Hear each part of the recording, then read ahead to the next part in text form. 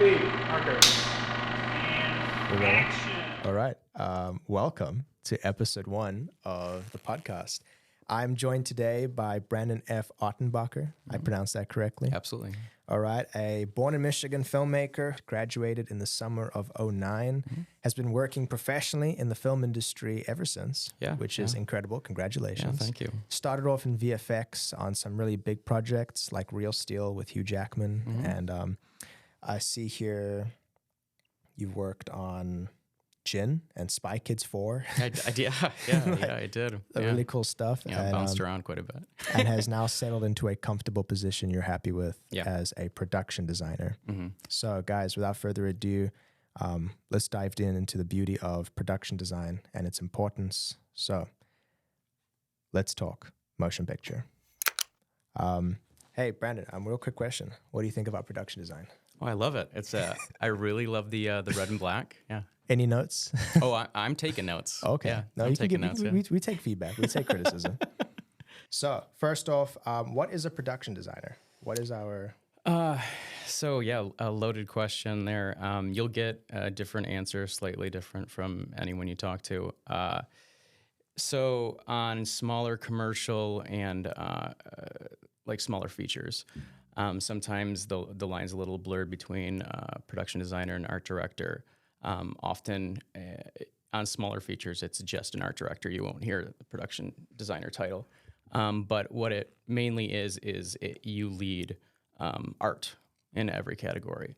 On a feature film, you are the bridge of the art department to the director. You usually work very closely to the director, hand in hand. You are creating the vision of the story. And depending on what kind of director you work with, depends on how much creative control you have. Sometimes I've worked with a director that has a very specific vision, and then it's your job to take that out of his brain and put it on the screen exactly how he wants it.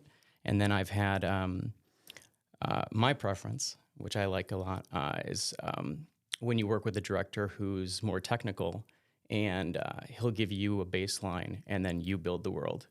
But yeah, you are in charge of every visual aspect. And then on big features, when you have an art director, that art director is...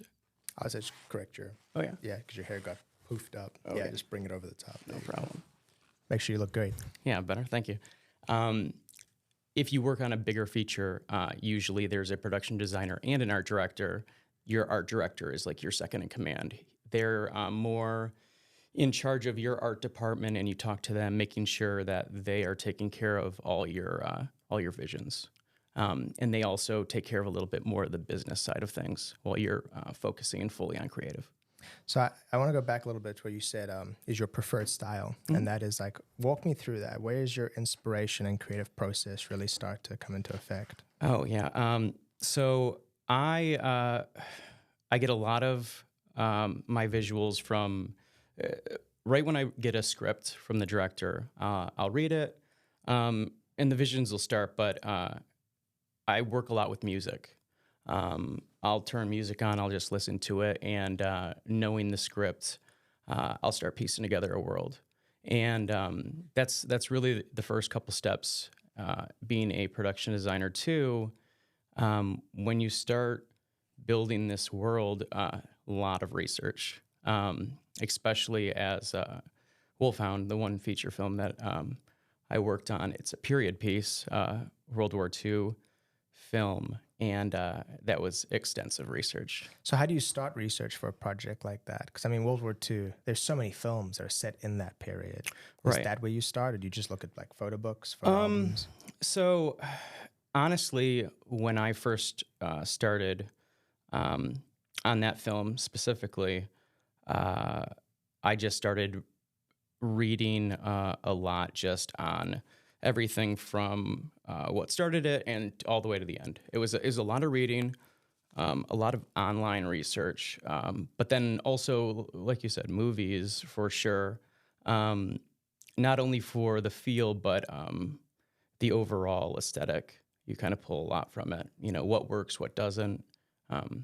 And I do that with a lot of films. I'll watch a lot of films, and you kind of keep in the back of your mind things that you thought worked, and you often make notes on what you would have done differently, and it helps you in films in the future. Actually, I think that's really interesting. I don't know if that's so. That's, I mean, that's something I do a lot with my own filmmaking. Is I take notes on what I could do differently, how I can do something Yeah. and make it interesting. But I mean, so for production design, let's say you are looking at like a World War epic that you were doing. Right. When you're doing the production design, are you specifically production design rather? Are you specifically looking at just the sets? Like how much do you collaborate with other departments, like, you know, wardrobe and all that? How does that play effect into the design? Right. So that actually kind of shows the difference between a art director and a production designer on a bigger feature film too. Whereas the art director is really just focused on the art department, and they work with your props and your set dressing or your set dresser. Where the production designer is working with hair and makeup, they're working with wardrobe, they're working with the whole art department, they're working with everything. They're not only building that world you live in, but they're making that character, look as if they were in that world and vice versa. You want all that to look cohesive and be working together. The worst thing you can do, the worst thing that can happen when you're a production designer is someone's watching a movie and they're like, "Oh, this looks like a set." You don't want that. Yeah, I think I think that is the beauty of why production design matters, why Right. it's so important. You know, I think this is now where I want to pivot is when it comes to cinematography. There's a great cinematographer, Rob Skates, and he once said to me that sometimes people really confuse good production design with good cinematography, and that a lot of the times that's what elevates the image. For sure. And that's something I want to ask. How much do you consider how your sets are going to be photographed? Is that something that's brought into the production process? Oh yeah. So when you're working with the director, you're trying to get that overall vision through the characters and through your environment.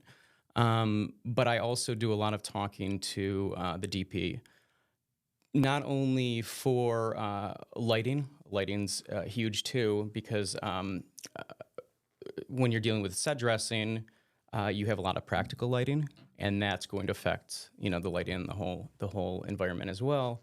But when talking to the DP, you want to know your framing. Perfect example, easiest thing is when you're setting up a camera. If you're doing all this elaborate set dressing on a wall, this beautiful mosaic tiles or framework, and then they set up the frame and you never see it. You just wasted a bunch of time And money. Yeah. Oh yeah, and money, and that's that. Talk to a producer; they don't want to miss that. So, but yeah, so when you're talking to DP, lighting's huge. How much practical lighting's going to be in there? The mood, atmosphere, and then what's the framing look like, and what do we want in that shot?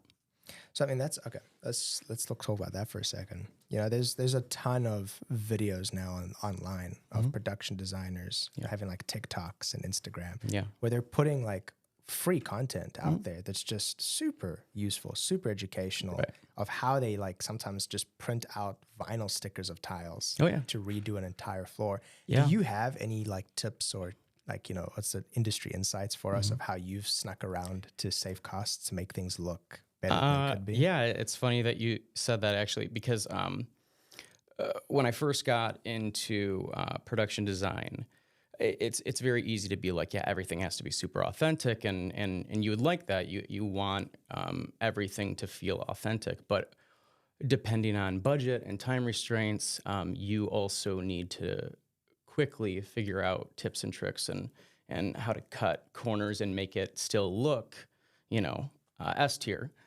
So there was a feature I worked on the summer last year in Maine that, like you just said, we had to build a room, walls, floor, everything, in like 2 days.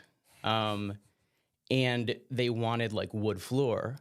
And not only did we not have time to go grab wood floor and lay it down, but it was going to be out of the budget. So we had a slab that we got vinyl stickers, and we just stickered all night long. And come morning, it looked like a wood floor. It looked perfect in frame. You know, when you get up and close, you know, it's a vinyl sticker. But if it looks good in frame, you did your job. And so now then, what is the biggest set that you've had the pleasure of constructing? Was it on Wolf Hound? Yeah. Yeah, it's funny. A biggest set on Wolf Hound for sure. There were definitely other sets on other films that were a lot more detailed and elaborate and took way more time. But on Wolf Hound, since there was a lot of exterior scenes, there was like, firefights in the forest and everything, plane wreckage scenes. Oh, wow. Yeah, so there was sets that were like a football field that, you know, were just throwing shrapnel around and barrels and crates and, you know. So how do you that's so exciting. So you're given the script and you have to, they break down how the scene's going to work. You're given the space of the set and like how big it's going to be. Yeah. Do you immediately start drawing up plans? Do you go on like a computer software? Do you have like a maquette built? Like what's your process to get something that big attainable? A little bit of everything. Yeah, it depending on what the scene is and what the film is and what the time restraints look like. Yeah, I've used just about all of it. Wolf, and sometimes you're given more of a diagram and a set plan, and sometimes they're just like, hey, here's the scene, make it happen. I've built little models before, reference. I actually started my creative career in illustration. So luckily, I can draw out some plans. So I do a lot of sketching, a lot of diagrams, a lot of notes. For that it was.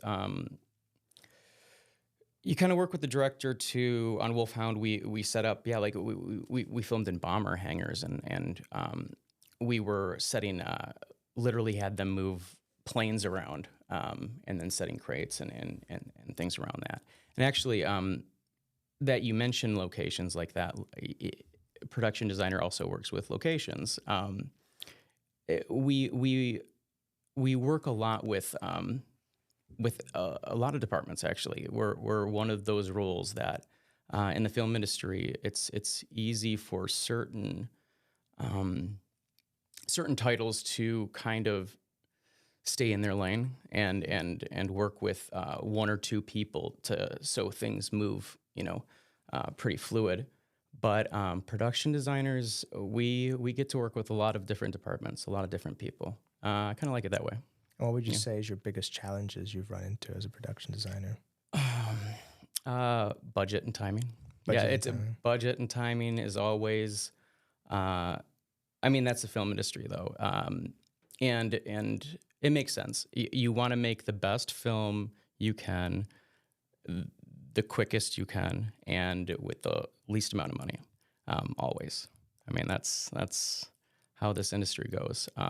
And the way that a production designer has to approach it is, now I always try to say like, hey, our budget's like, we can't do this because of our budget or because of time. I always try to, even if it sounds semi-impossible to impossible, my first question is always like, okay, so how do we do this? And there are times that, you get handed unrealistic expectations, and you kind of have to, go up to bat for your team and yourself and your vision too. But yeah, I always try to approach like, hey, even though it seems impossible, how do we accomplish that? And so far that's always worked. We've like for example, Wolf Hound. That film, I mean, it looks great. It looks like our budget was way higher than than we had, um, and yeah, we got a lot of compliments on that. And when people do look up at the budget, I think it's on imdb.com. But it's they're surprised. They're surprised to see what budget we worked with. And yeah, Lionsgate picked that film up, and they.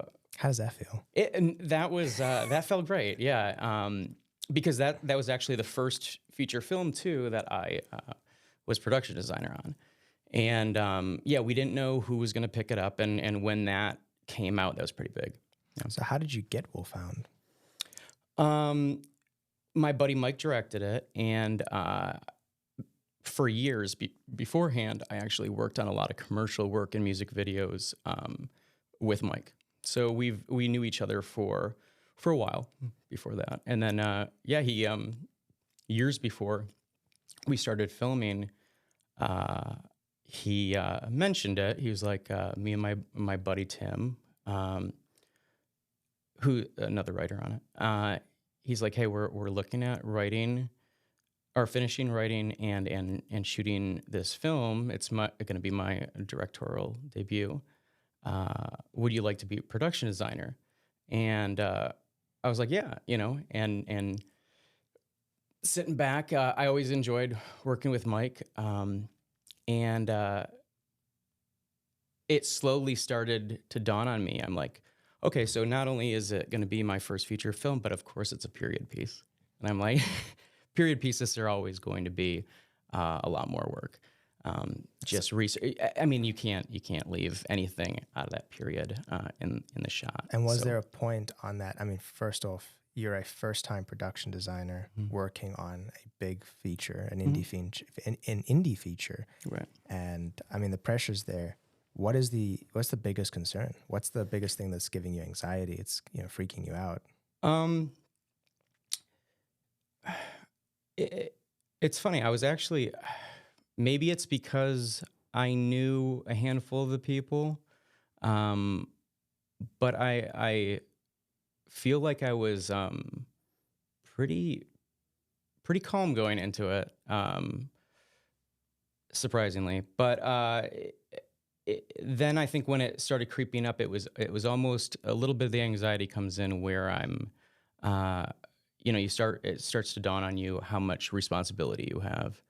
And it's easy to over prepare. Sometimes when you do that, you kind of you overthink things. When you're really kind of going with it, go with what feels right. And things started falling into place, and when I started relaxing a little bit. Yeah. So I mean, I would love for that to help us then really diversify something you brought up at the beginning of the podcast, and that is the difference between a production designer and an art director. Right. Because I think too often people confuse them. And I've spoken to friends who are in similar fields, and they say that it always depends on budget, how much those two roles, collide. Oh yeah, big time. Yeah. So, I mean, if you could help me just distinguish the difference of what makes them different from one another, and then why they work so well together, and how on smaller budget projects, those two roles end up being just one. Yeah, for sure. So yeah, smaller budgets and smaller films, and then a lot of it kind of goes hand in hand with commercial work and music videos. So production designer is really when you have a good art director that's working with you, they're taking care of a lot of the budget concerns and making sure that props is on, and props master has his props ready to go, and set dressing is where they need to be, and doing their thing, and all this looks good. When you have a great art director, when you're a production designer, your main and only focus is making sure everything is working. It's nice when that happens. When you don't have that connection, a production designer then has to worry about the business side of things, or getting someone somewhere at the right time, and did this prop come in? Did this set dressing? Do we have it? Is this location working out? And when you have those problems falling on the plate for the production designer, it takes away from time that they could be focusing on making sure that world's cohesive and lining up with the director's vision. So now, taking that into your own work experience. Yeah, guys, welcome back. A little technical difficulty here. Let's talk motion picture. It happens, right? Yeah. That's filmmaking. It's That is great. filmmaking, yeah. It's not how bad it happens, it's how good you respond. Now you roll with it. Yeah. So where we stopped is we're talking about the differences between an art director and a production design. And I think I want to segment that into what you believe makes good production design, and by comparison, what makes not so good production design. Great production design. When you're watching a film, that environment and the characters in it, you believe that world. They're cohesive. Everything works. You never doubt its authenticity. Everything works together. And then the opposite, if it's not working, characters don't look like they belong in their environments. Environments don't look like they belong in that world. It's not cohesive. Everything, it just doesn't work visually, emotionally, on any level. And that's, that was such a great talking point. You were telling me about how you inform your creative process, and you were saying that the most important thing a young aspiring production designer or anyone trying to get into the field can do is travel, and how that informs you. How's traveling informed your process? Yeah.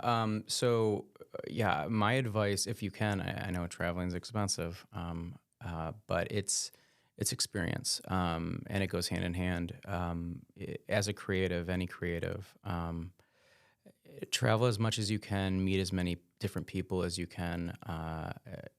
You just broaden your horizons. The more people you acquire their personalities, you take everything from every meeting, every place that you go to, collect those stories, those personalities, those visuals, and you can use them in your work. It'll reflect in your art.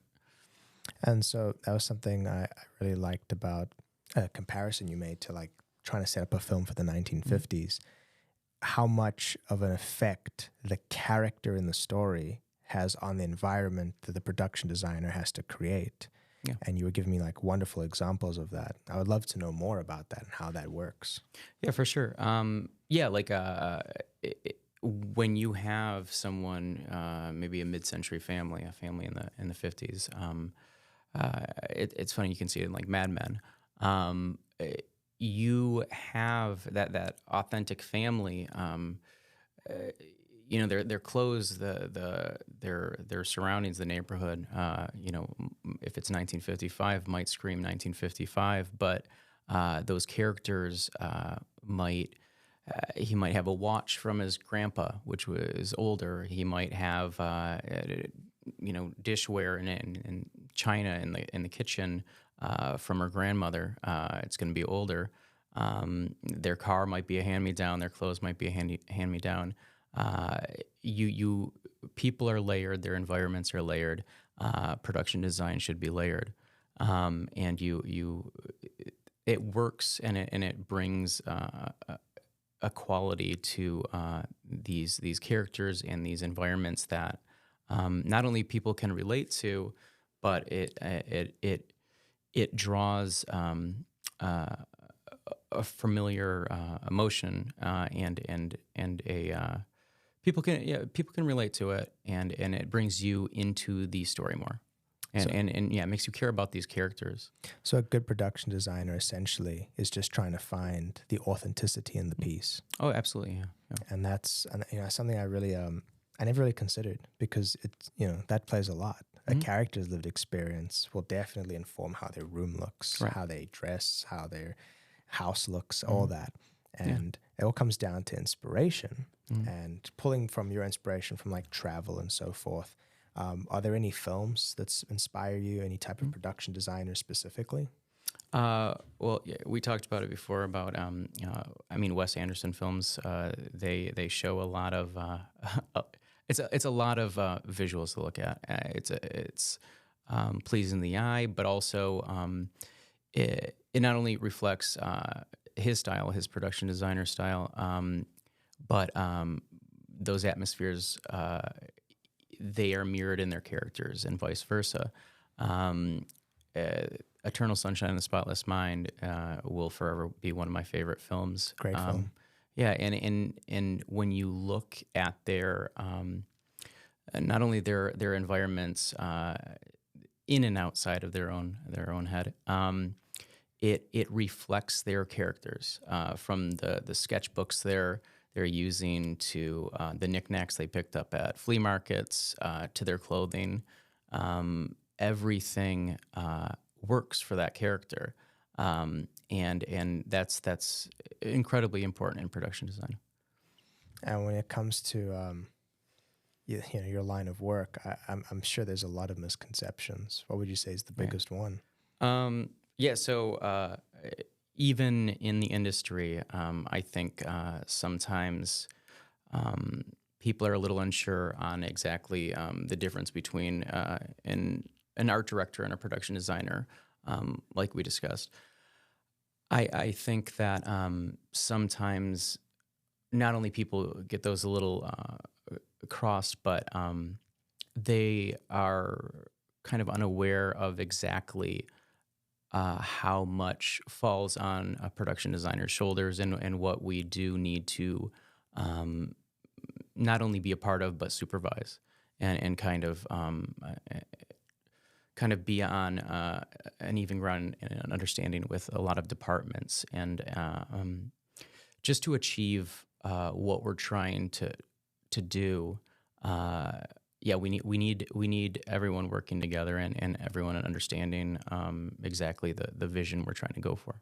You know, I really want to give you the soapbox here and allow you to, in layman's terms, really just simplify production designer and then art director. Oh, yeah, just so like anyone who's listening who has never ever paid attention to the credits can go, okay, from now on I know what that guy does and Right. that guy does. Right. So and gal.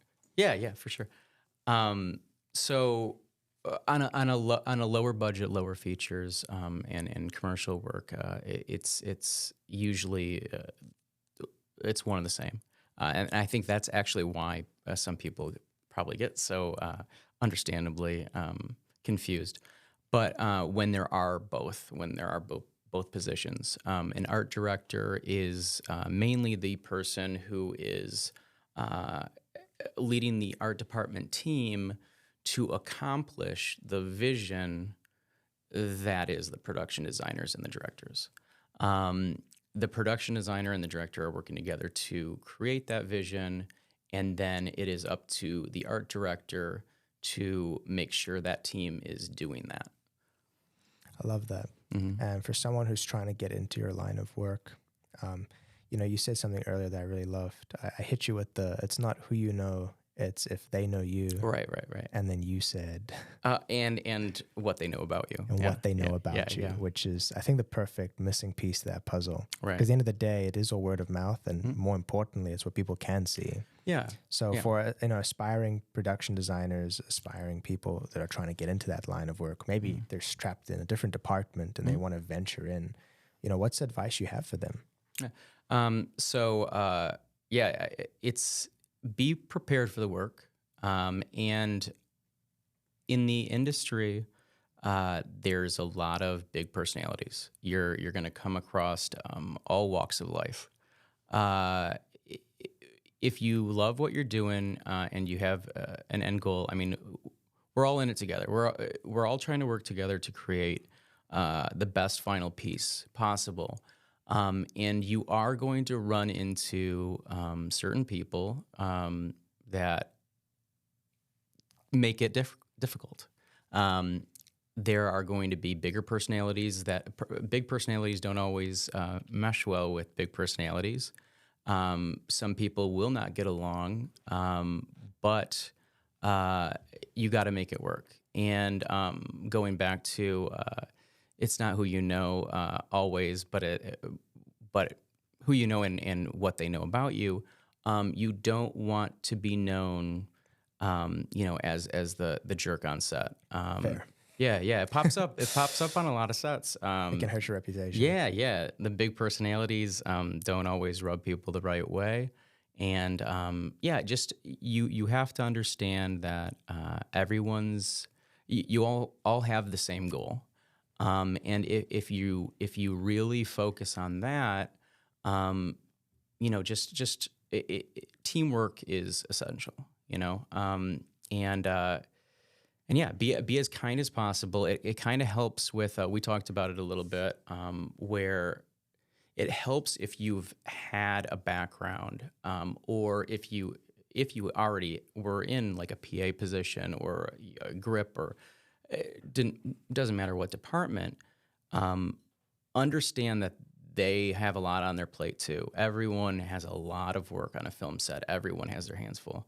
And with that understanding, things need to get done within budget and in a timely fashion, but everyone's, maxed out. And with that understanding, it's easier to be nicer to people and work together. When people are just kind of butting heads, nothing's going to get done. And that's exactly the opposite of what we want. So then how does someone who started in VFX get, roped into production design? My road is slightly different than probably most production designers. There's always the ladder, right? So a lot of us start as like a PA, and you work your way up, and depending on what department and what position you want. And I did do PA work. I did a little bit of everything, but when I first got in the industry, I did post work. I was a visual effects artist, and I did comp work. Did stereo conversion when everything was in 3D. I kind of got into that first because when I started my whole art journey through school, I did illustration and animation.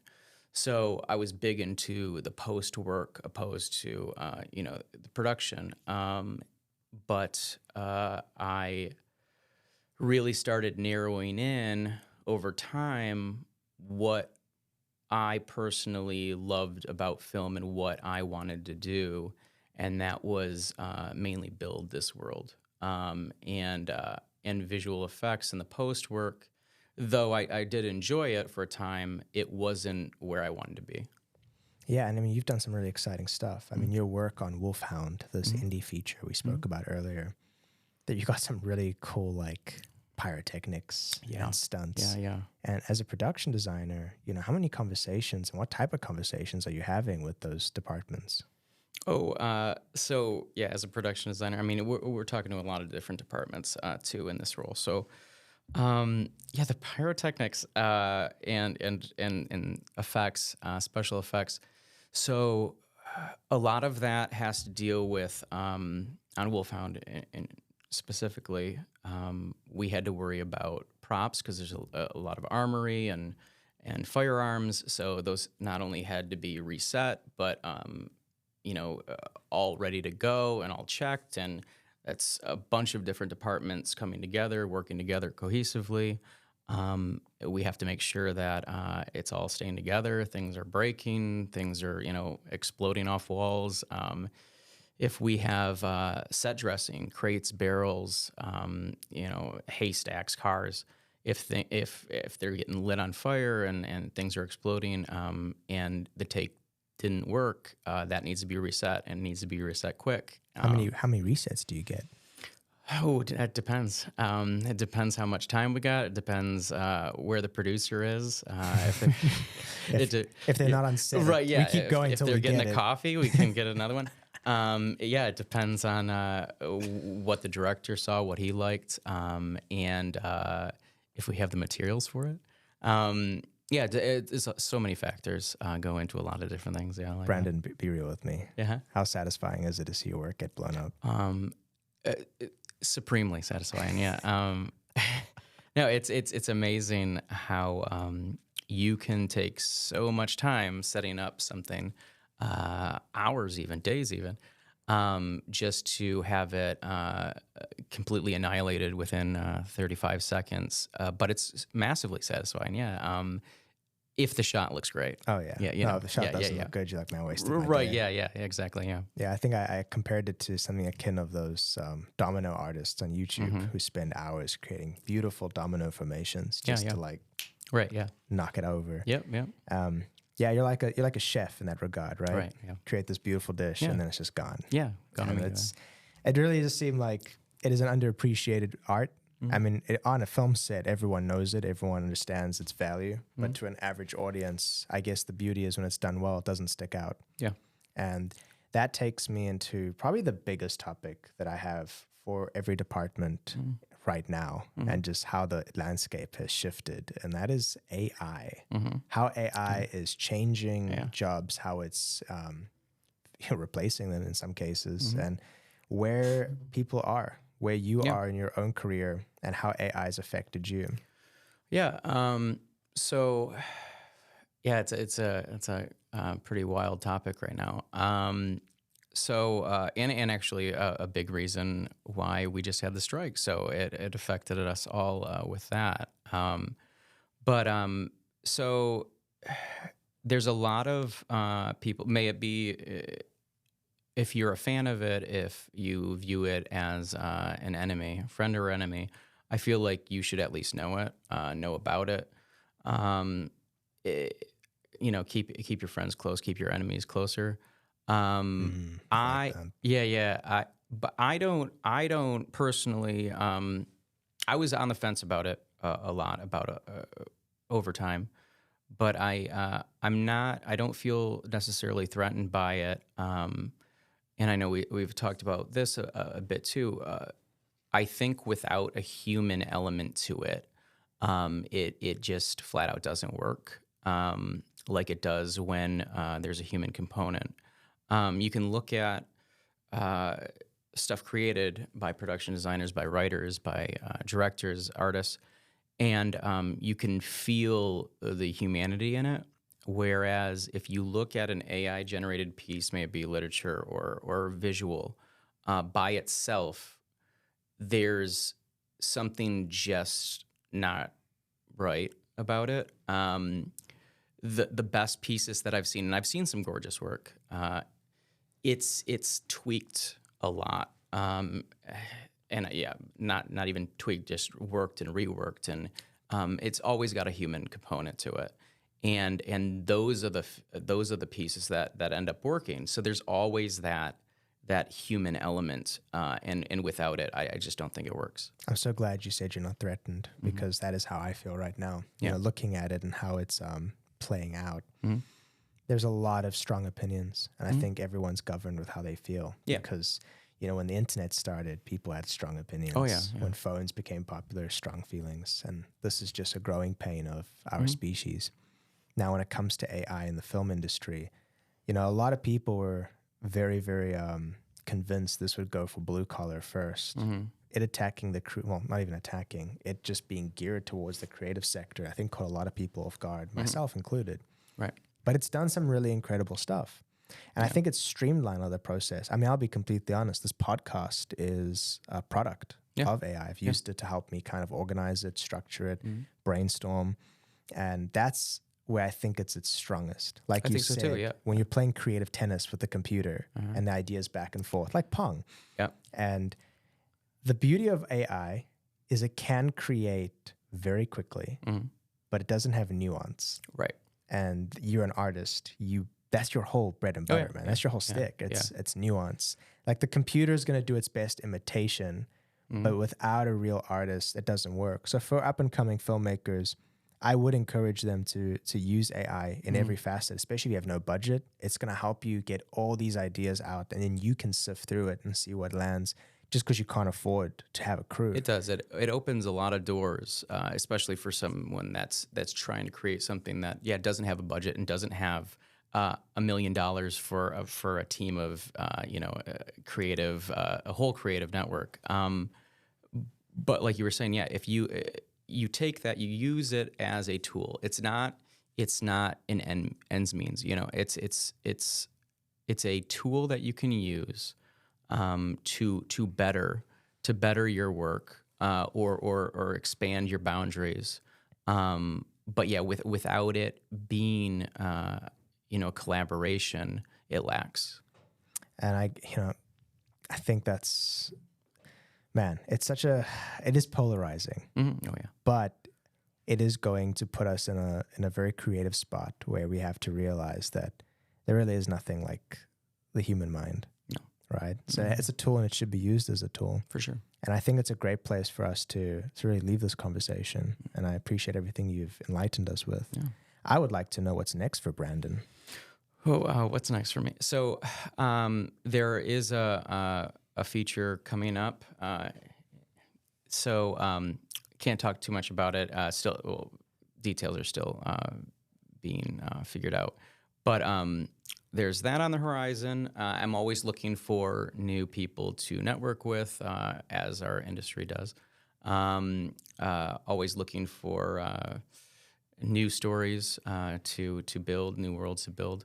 And then I'm also always chiseling away at personal projects, maybe writing, and a feature that I'm setting up, putting together for my grandfather who passed away 10 years ago. So I've been working on it for about 10 years. But it's something that I've been chiseling away at for a while, and I'm finally getting to the point where I'm trying to bring that out of pre-production into production. So that it's always projects, always things personal and commercial and industry, always happening. It never stops. But that's how I like it. And then but everything's updated online. I'm trying to now that things are kind of going again after the strike. I'm trying to update everything on socials and online, and so if anyone wants to keep track of all that stuff or reach out, that you can just look up my name. Brandon F. Ottenbacher. It's a pretty unique last name, so you'll find me if you put it in. Yeah. Awesome. And if you guys want to see Brandon's incredible work in the indie feature that was picked up by Lionsgate. It was. Yeah. Wolf Hound. Yeah. In all of its World War II glory. You can find it on Tubi for free or Prime Video. A lot of explosions, yeah. Really. So it was a pleasure. It was such a pleasure chatting with you. Pleasure. And thank you so much for that. Guys, that was our first episode. I'm so excited to share more with you. And again, just absolute gratitude for your time. Yeah, thank you. So that's been Let's Talk Motion Picture. Let's cut it.